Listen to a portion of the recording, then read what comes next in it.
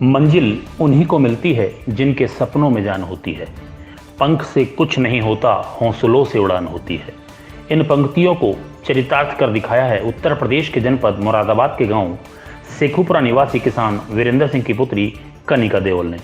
इन्होंने नीट परीक्षा 2020 में 534वीं रैंक हासिल कर परिवार व माता पिता का नाम रोशन किया है।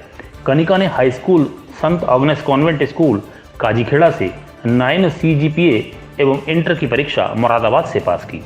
तत्पश्चात उन्होंने कोटा राजस्थान में तैयारी की। कनिका का कहना है कि मेरी इस कामयाबी के पीछे दादा दादी मम्मी पापा का बहुत बड़ा योगदान है, क्योंकि उनके प्रोत्साहन के बिना इस परीक्षा में वह कामयाबी हासिल नहीं कर पाती। उन्होंने बताया कि मेरा सपना डॉक्टर बन समाज सेवा करने का है। आइए जानते हैं कनिका से उनकी इस कामयाबी का राज। कौन कहता है कि आसमां में सुराख नहीं हो सकता, एक पत्थर तो तबीयत से उछालो यारो। इन पंक्तियों को चरितार्थ कर दिखाया है मुरादाबाद जनपद के गांव शेखुपुरा निवासी वीरेंद्र सिंह की पुत्री कनिका देओल ने। जानते हैं कनिका से कि उनकी इस कामयाबी के पीछे क्या राज है। कनिका, आपकी जो एजुकेशन है वो कहाँ पर हुई? मैंने 10th तक अपने पास के ही गांव के स्कूल में किया था। वहाँ पे मेरी 9 CGPA आई थी। 11th-12th के लिए मुझे मुरादाबाद गई थी मैं। वहाँ पे 12th मेरे 95.6% आए थे। फिर उसके बाद मैंने 2 साल का ड्रॉप किया और मैंने एलन कोटा से कोचिंग की थी। अच्छा, आपने जो 12th आपने मुरादाबाद से किया, उसके उपरांत आप कोटा के लिए गए।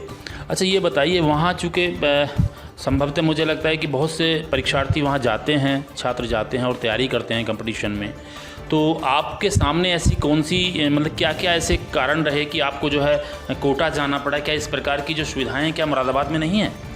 सुविधाएं हो सकती हैं, लेकिन एक माहौल चाहिए फैमिली से अलग। वहाँ पे सिर्फ पढ़ने वाले बच्चे होते हैं।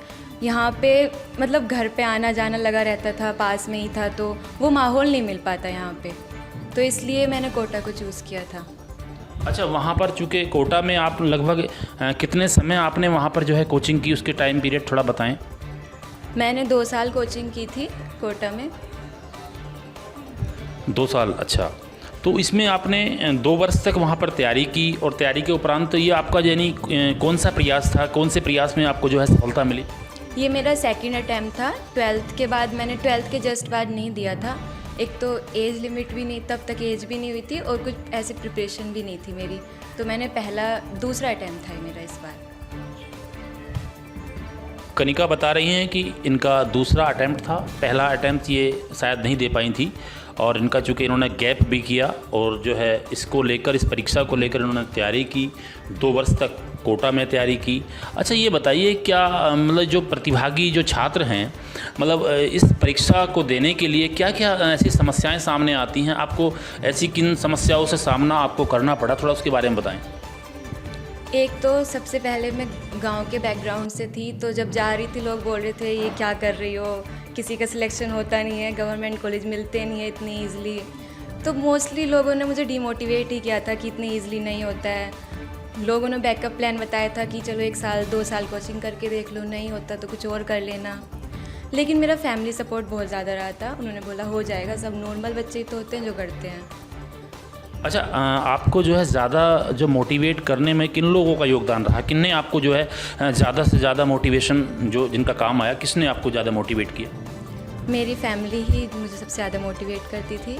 2 साल मेरी दादी मेरे साथ वहाँ पे रही थी, तो हर चीज़ उन्होंने मेरे लिए की, मतलब मैक्सिमम जितना वो कर सकती थी। मेरे लिए सिर्फ पढ़ाई का काम था, तो वही मुझे बहुत ज़्यादा लगता था कि यही मौका बहुत सारे लोगों को नहीं मिलता है। सबसे बड़ी मोटिवेशन मेरी यही थी।